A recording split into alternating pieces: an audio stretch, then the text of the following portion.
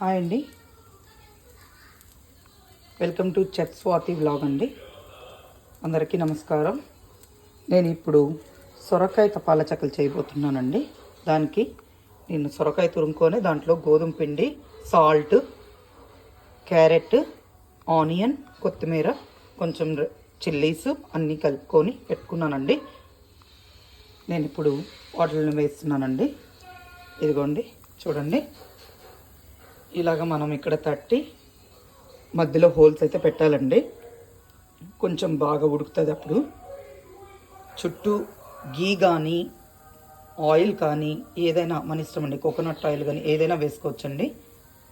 చాలా హెల్తీ అండి.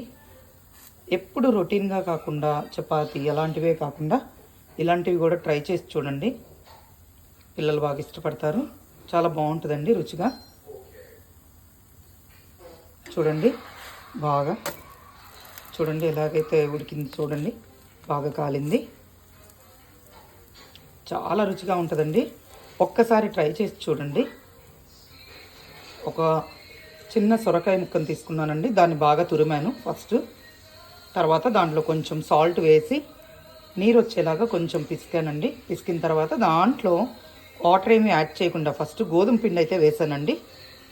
దాంట్లో క్యారెట్ తురిమి పెట్టుకున్నానండి, అది కలిపాను. తర్వాత ఆనియన్ వేసానండి, తర్వాత కొత్తిమీర వేసానండి, పచ్చిమిరపకాయలు వేసానండి.